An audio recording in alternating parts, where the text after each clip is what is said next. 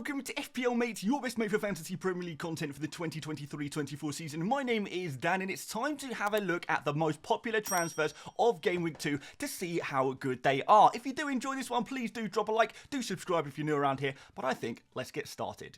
So we are going to be doing this in form of a tier list. We're going to be ranking the 30 most popular transfers at time of recording to see which ones are good and which ones are absolute stinkers. And believe me guys, we have got some stinker popular transfers going on right now.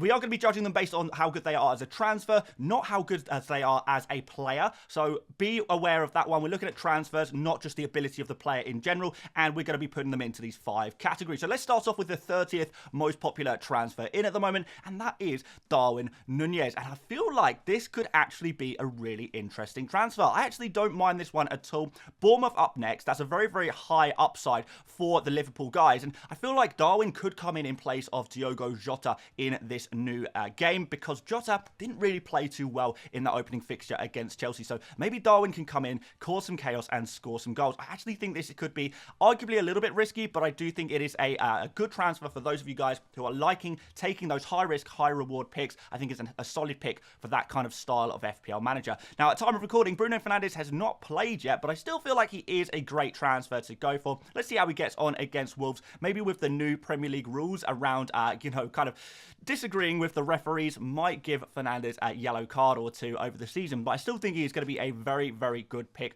Spurs up next, which I think is a good fixture. Spurs do look a little bit leaky, judging from their pre-season and that opening fixture against Brentford as well. So Fernandes could come out pretty well. On penalties as well, which I know has saved a few game weeks, those penalties going in around the Premier League so far. Next up, Ederson. I don't usually like a goalkeeper transfer, but if you were having to go for a goalkeeper as your transfer, I feel like Ederson is not a bad one to go for, but still, any transfer moves involving a goalkeeper are going to be a little bit risky. We never really know who is going to be the top scoring goalkeepers each game week. It can be a little bit random, and there's not usually too much between the best goalkeepers and the worst goalkeepers, so in that sense, is it worth going for this one? I'm not sure. Maybe it could pay off, but I do think there is some risk there. Leno, I would possibly be just looking to avoid. We've got Brentford up next, which is it's an okay fixture, but it's not a good fixture, definitely not. And after that, we've got 2 away games back-to-back against Arsenal and Man City. That's going to be really, really tough for Leno. So although he did score very well in game week 1, Fulham conceded a lot of chances, and I do feel like against a better opposition, we may actually see them concede a few goals. And I feel like Leno, as a goalkeeper transfer, I don't like in general, and I don't feel like this is a goalkeeper I would be going for, even if I was forced to make a goalkeeper transfer right now. Kyle Walker is probably an avoid as well. Not really too keen on going for the Man City defenders at the moment. I think there's going to be a lot of rotation. We're expecting Diaz to be back for the next game for City, and John Stones is not too far away either. So we're not really sure who's going to be playing in that Man City defense each game week. There's going to be a lot of rotation by the looks of things. Remember, Gavardio as well, he's going to be coming back at some point, coming into the team properly. Got a sub appearance. Maybe he could start the next game as well. So it's going to be a challenge to kind of work out who is going to be the starting defenders for Man City. So I would be looking to avoid Walker, maybe going elsewhere. Maybe Luis Diaz, Ruben Diaz could actually be the Man City defenders to go for if you do need to go for one. Anderson is another player I would probably be looking to avoid up against Arsenal next. That's a challenging fixture. I feel like if you wanted Anderson, probably should have gone for him game week 1, so not too keen on that one. After the Arsenal game, maybe we can think about moving some Crystal Palace defenders in, but right now, not too keen. Harvey Barnes, really, really impressive. I think he should start the next game, but I do think it is a risky transfer to take him ahead of the Man City game. Liverpool after that, though, is not so bad, so I do think he is a risky transfer, but if you need a new midfielder in your team, Harvey Barnes, to try and get ahead of the curve with him might not be the worst idea in the world, but we have got this Man City fixture, which in general, I don't really like picking players when they're about to play Man City away from home. It's arguably the worst time in the entire season to bring them in, but there was certainly some flashes of brilliance from Barnes in that game, so let's see what he can do. Tonali, similar kind of situation, 5.5 million though, but I was actually impressed. Tonali kind of playing a little bit further forward than I was expecting. Don't expect him to do too well against Man City, but after that, maybe he could be a good pick, but risky to take him at this point ahead of the Man City game. Nicholas Jackson, I actually think is a solid transfer. I kind of like this one. I know Jackson owners will be disappointed from no kind of goals or assists in that opening game against Liverpool, but he actually did look fairly promising in that game, and I feel like against West Ham and then Luton after that, he's going to get the same amount of chances, but maybe one-on-one with a goalkeeper who is not called Alisson, there may be some more opportunities for some goals there. Botman up against Man City next. There is no way I would be picking any kind of Newcastle defender away from home against the toughest team in the league, which is Man City. And then Liverpool after that as well. Liverpool, strong a team in attack. These next two fixtures are arguably the two worst fixtures you can have as a defender. So those Newcastle defenders, I would not be bringing them in right now. I would not be looking to play them. If you want Botman for a future game week, fair enough, but I wouldn't be making the transfer right now. If you already have him in your team, stick him on the bench. This is not the time to be playing the likes of Botman.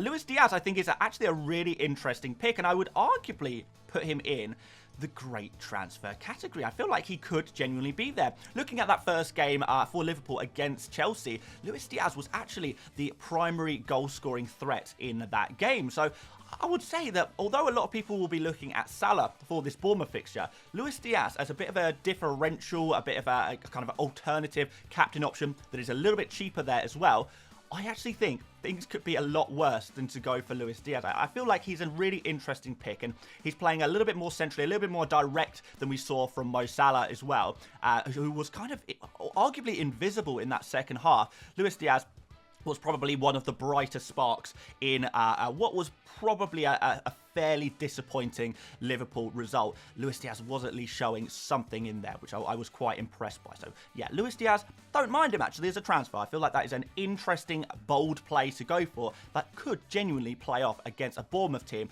that should be quite open and susceptible to conceding a goal or two. Kaoru Mitoma is a player who is obviously a good pick in general. Yes, we missed the first game against Luton, only really came away with an assist, but not the worst start for a 6.5 million midfielder. Still feel like he is a solid transfer to go for now. I would have preferred to go for him in game week 1, but if you are a little bit late on that bandwagon, I still think there is a couple of fixtures coming up for Brighton where we could see some attacking returns at. But after this week, maybe it would become a little bit too late to go for Mitoma, and maybe you could go elsewhere. Mbumo, I would say, is one of the players I am most frightened of not owning personally. We've got Fulham up next. That is a team that conceded a lot of chances in that opening fixture. It's a shame that Everton just could not finish their chances, really, because otherwise they would have scored a decent amount of goals against Fulham. Fulham quite fortunate to get away with that opening game with a clean sheet. So Mbumo, I feel like he could do a little bit more damage. He looked dangerous. He's on penalties as well. Did miss a big chance in that opening game. His finishing is still not up to scratch necessarily, but I still think he's a great transfer, and there's lots of good fixtures still to come from Brentford. So it's definitely not too late to jump on the Brentford bandwagon. Akanji, similar situation to Walker. I would say that in this next game, there's a good chance that only one of these two players will play against Newcastle, and it's very difficult to call which one it will be. So I feel like Akanji and Walker, too risky. I don't even know if Man City will keep a clean sheet against Newcastle either. So overall, I would not be looking to go for a Man City defender right now. Maddison looked good in that first game though, didn't he? So I'm going to put him in, again, the great transfer category. The one kind of worry is it is a game against Manchester United, so that is a small concern. But I feel like over the long term, Maddison could really pay off. And you never know, this game could be pretty open. Spurs against Man United going head to head. Maybe a lot of people are saying there could be a few goals in this game, and if there is, Maddison looks like the pick from Spurs at the moment. He looks like the guy to go for. So opening fixture really good on all set pieces, which was really nice. Creative, taking shots on from range as he often does. I think he is a great transfer to go for. So would be having a strong look at Maddison if you're looking for a new midfielder. The only disappointing thing is the fixture. After that, the fixtures look amazing, and Maddison might become a bit of a must-buy, really. Next up, Mo Salah. I don't think we can really doubt that he's a great transfer. I don't think he's a must-buy, though. If you are thinking of captaining Salah in Game Week 2, then I would say he's a great transfer. If you're going to not captain him, you're going to captain Erling Haaland instead, then maybe you don't need to bring in Salah. But if you can afford it without making multiple transfers, I feel like, you know, if you've got a little bit of money in the bank and you've got De Bruyne, for example, you want to make that upgrade, I feel like Salah would be the way to go. So I'm going to put him in the great transfer category, but I do understand that he does hinder the rest of your team a little bit. And I am still a little bit worried that Salah, despite his creativity, he might be a slightly less of a goal-scoring threat as he has been in previous seasons. So that is my one concern about Salah. He is not, he's no longer one of those must-buy players, but he's still a great transfer to go for. Diaby looked good. I feel like he is a solid transfer. Everton up next, which could be pretty decent. So yeah, we're going to put him in the solid transfer category now that we've had a little look at him. And Ollie Watkins looks really impressive. A lot of people are actually selling Watkins right now, which surprises me because I thought he looked brilliant in that game against Newcastle. Really unlucky to not come away with maybe another assist and another goal, well, a goal as well in that game. So Watkins against Everton up next. Some of the artificial intelligence points prediction models, by the way, which you can find at Fantasy Football Hub. I'll leave a link to Hub in the description where you can have a look at some of their points prediction models, actually putting Watkins as one of the highest predicted points players of the game week. So therefore, he is maybe a differential captain you could go for this week if you really want to go for something different. So yeah, I like Watkins in general. I feel like after that Newcastle game, you maybe were worried about that fixture. Maybe now's the time to go for him. And even the difficult fixture for Aston Villa, well, it's against Liverpool. So Liverpool's defence maybe actually maybe going to have some leaks in there that Watkins could exploit.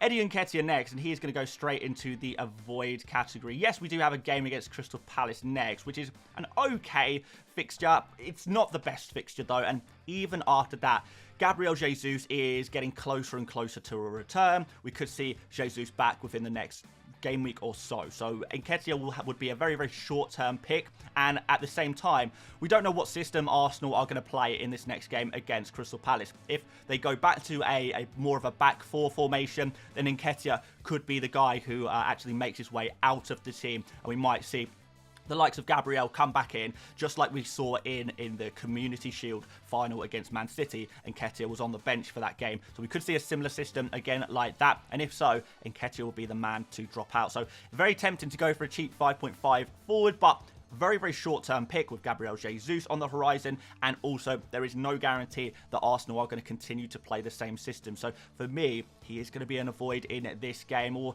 maybe, I mean, at the very least, a risky. But I don't think I would be going for him personally, just because it's so short-term and so risky. It's just too much for me. It's too much for me. I'll stick to what you got, guys. Reece James, I feel like he's an okay transfer. There's still a possibility he's going to be on penalties, but he did have to come off the pitch due to fatigue in that last game. So there's still concerns, worries around James and his ability to play 38 games in a season. Is it going to happen? Maybe there's some risk there, but at the same time, West Ham is a decent fixture for the Chelsea defenders, I think, and Reece James is you know, he's capable of getting attacking returns, but he was far deeper than Chilwell on the other side, so I would be aware of that one. Let's see what formation Chelsea put out next. If they go back to a flat back four, James is going to be pretty defensive, so I think he is a risky player to go for.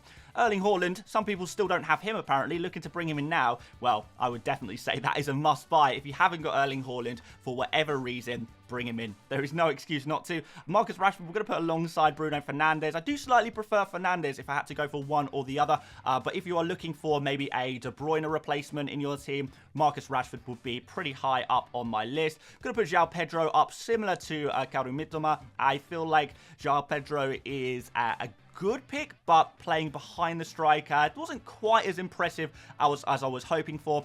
Maybe a little bit fortunate to get the penalty which he scored, in fairness, but having a penalty taker in your team is always a good thing, right? It's always a good thing. So he has to be a solid transfer for me. I could even maybe move him up into great transfer category because I do think in general he is a good pick, but maybe you've gone 1 week too late on him, but there is still going to be some opportunities, particularly with those penalties.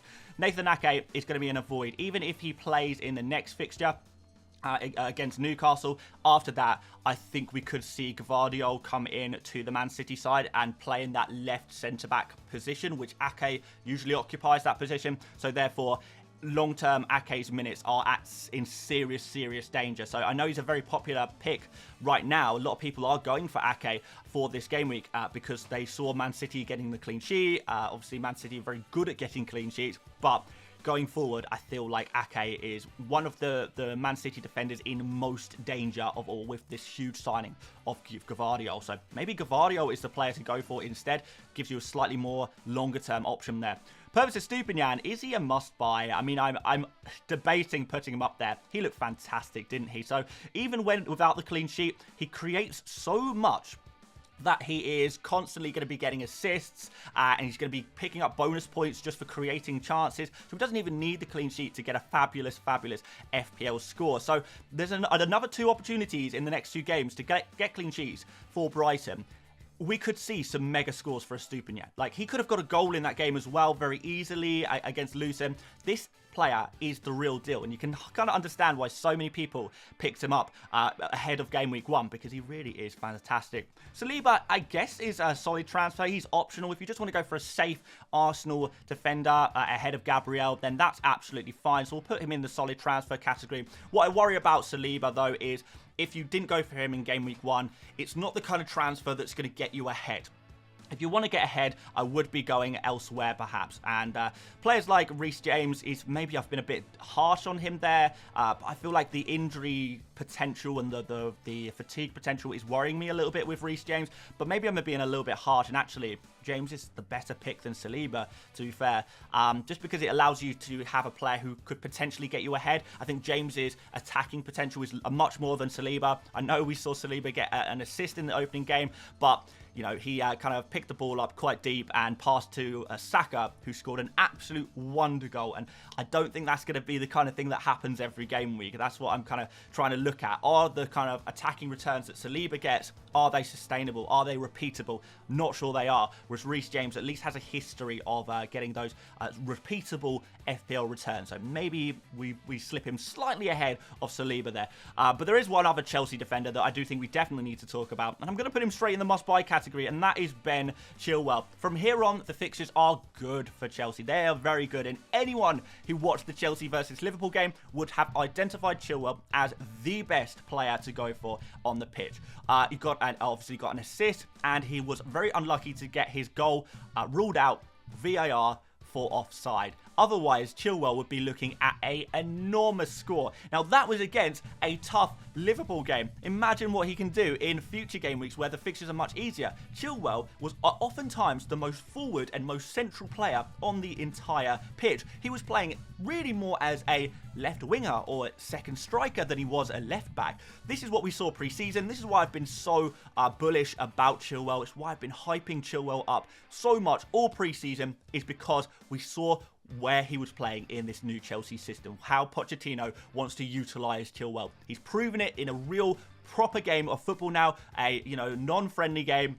Hopefully now most of you guys can see Chilwell is going to be a huge pick this season, and he could be essential before too long. Right? I feel like if you haven't got him already, he would be one of my must-buy players, a player who I'd be desperate to get into my team right now. There are some other players who I'm not so desperate to get into my team.